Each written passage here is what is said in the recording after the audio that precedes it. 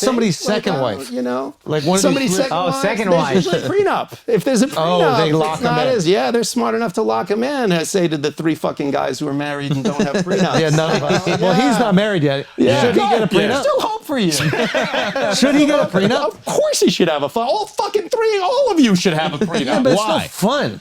What do you mean? Why? And Don't you it's wanna- no fun. Don't you like the risk of it? About? Like every argument that you get in with your wife, you're like, man, half my shit at the end of this argument. Like, isn't that exciting? That's Like, the don't you want to live on the edge? Weird definition. I'm of Alex excitement. Honnold. I'm climbing the side of the cliff. That's There's how no you ropes. feel. Wow. Yeah. It's like, okay, Come on, wow, ropes. wow. I honestly do feel like if we get divorced, you take half the shit. Do I think I can't make more money? Like, go away. I'm paying you to go away. Yeah. Here's half my shit. Shut up. Yeah. I'm going to go make more money, and then we're done. Would it be even cooler, though, He is has to keeping justify all to that himself fucking now. money? No, and being Andrew's with whole the goal is to have her make more know? money than me anyway. Who cares? Yeah. Period. I mean, look, what I'll tell you is, I mean, first of all, I don't think anybody wants their marriage to continue, their spouse to stay in the marriage because they don't want to give up half their shit. That's like a bad incentive, right? Like you want someone to stay married to you because they want to be married to you, because they think you add value to their life, that they enjoy your company, that more often than not, they're glad they're with you, whatever. Any number of justifications. Yeah. But to say, well, I'm with him because I don't want to have to give away half That's my what Alex shit. He's got broke boy That's mentality. Terrible, right? He's got It's a broke boy terrible mentality. reason. He's like a child. He's like a big child. Yeah, we got to get this out. So if I were to get a prenup, what should I include in it? I think the easiest prenup is the one that I would encourage most people to have, which is, I call it the yours, mine, and ours. If it's in your name, asset or liability, you keep it. If it's in her name, asset or liability, she keeps it. If it's in joint names, you split it 50-50. That's it, clean. Here's what I'll tell you. Everybody, all 3 of you have a prenup. The government wrote it. The state legislature wrote your fucking prenup. And by the way, like, you think that's a good idea? Like, you think, you ever been to the DMV? Yeah. You ever walk into the DMV and go, these people should be in charge of everything. Like, they're great at it. This is really good. But the reality is like the government is the worst fucking people to write your To prenup. whom, though? To whom? Worse to whom? To my wife or to me? To Both of you. Both of you. The process. You've signed up for a rule set that you don't even know. I don't know. Like Please you tell us. bought a house, Yeah. right? You bought a house. You had to sign a HUD 1, a lead paint disclosure. You got all this fucking information about the loan. You got married. You can get a fucking pamphlet. Yeah. You just did the most legally significant thing you're going to do in your whole life other than die. Yeah. And you have no fucking clue what happened. You have no the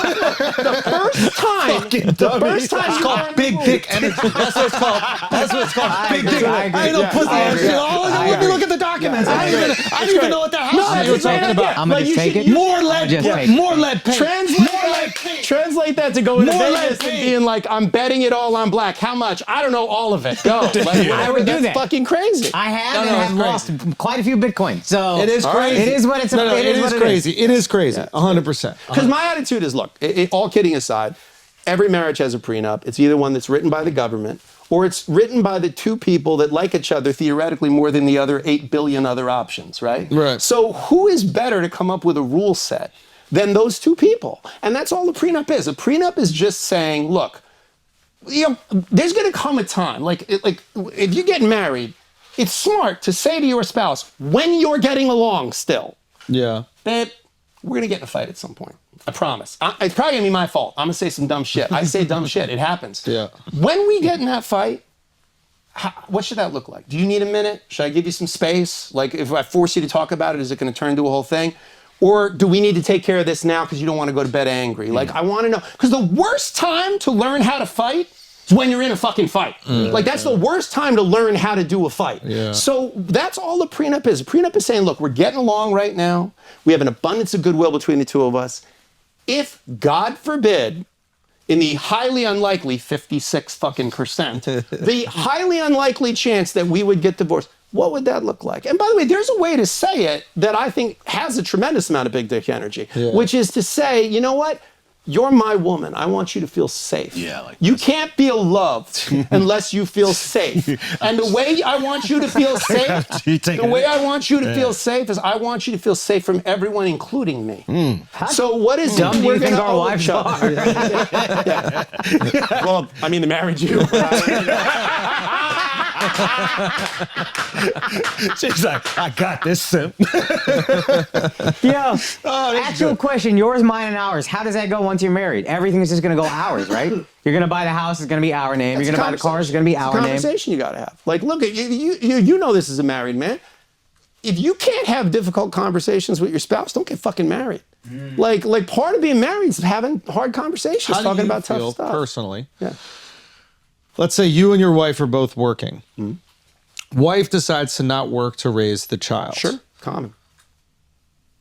And maybe I'm telling you how I feel without asking you how you feel. okay. But like, there's a part of me that goes, okay, well, anything, first of all, anything, I don't have a prenup, obviously, so anything that we own is both of ours. But like, I think that if she's going to make that sacrifice and that decision, I think she's entitled to half of everything. Who would disagree with that? Okay, good, because I think there's sometimes people... Totally fair. Okay, and I think sometimes people are like, well, if you're making the money, that's all you. It's like, Right. yeah, but you're able to do that because somebody's Right. looking after the child. Right. Now, their circumstances, like your guys' circumstances, they don't have a kid yet, right? So like he's making money and, Right. you know, your wife could be making money. So he might have an argument to go, well, I'm going to keep all of this because you could be working. Yeah. But I do think once you add children into the mix, there's a very different.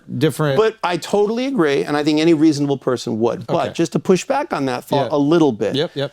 What I would say to you is, okay, but there's got to be a stop loss somewhere in there, right? Like What does there's that got to mean? be some sense of like, what is that obligation? Because look, at the end of the day, we all owe each other things when we make decisions like this. Oh, right? you're saying at a like certain in some number. ways, Yeah. you wouldn't have the success you have if it wasn't for your wife. Absolutely. She supported you. She's Sure. helped build. Okay, absolutely. Yeah. Your wife wouldn't be the person she is if it wasn't for her mother. Sure. So what do you owe her mother? How much? I think at least half. Okay. Her mother wouldn't be the person she was if it wasn't for her mother. She so how needs much half do we to. owe grandma? She needs half Okay, to. so the math on this gets a little fuzzy. They all need half. So the reality is Everybody. Look, I think fundamentally, Yeah, they need half of her value is an important thing. You know, I just watched your special, you know, and I got a huge kick out, especially as a divorce lawyer, the shit we laugh at. But when you said the thing about, you know, like We made a baby. We made a baby, and you're like, oh, just like we made this money, like it's our money. Like, okay, look, at the end of the day, we know you earn more than her, right? Yeah. Okay, so why do we have to be afraid to say that out loud? Like, marriage is an economy. Yeah. That's not a dirty word. An economy is we're exchanging value. Yeah. We're giving and receiving. And an economy does not require that everyone gives and receives the exact same fucking thing. Right. You can say, like Steve Jobs, Steve Wozniak, without Steve Wozniak, Steve Jobs would have a lot of cool ideas he couldn't do shit with. Yeah. And if it wasn't for Steve Jobs, Steve Wozniak would be a dude in his garage making shit but have no vision. So together they brought something to fruition. Same thing with the marriage. There's no question. Does she get half? Does that really make sense? Half of everything? So there's no question of whether what you're saying makes sense. I think the difficult emotional battle, which you've probably done thousands of times, is putting a dollar value on what somebody brings to the table in a marriage. Like, what is the dollar value you're worth for raising our kid? Yes. That's a really difficult thing to do. It feels icky to say It feels icky. But it only feels icky for reasons that I think we could fix as a culture, and that is that why can't we be honest? Like, I'm a fan of honesty. Yeah. I'm a fan of just say the quiet part out loud. Yeah. Like, you give me, like, because here's the problem. Here's the problem with modern marriage from a man's perspective, as far as I'm concerned. Yeah. Most of the marriages I know, okay, the man provides financially. He protects, right? He, he's also there to be part of the family dynamic, taking care of kids, doing the things that he can do. What does the woman bring? She brings love, affection, a little bit of sweetness at the end of the day, sex. She brings, taking care of kids. Okay. If you get divorced, every single thing on that side of the man equation, he can be compelled to do by the power of the state, and if he fails to do it, they can put him in jail.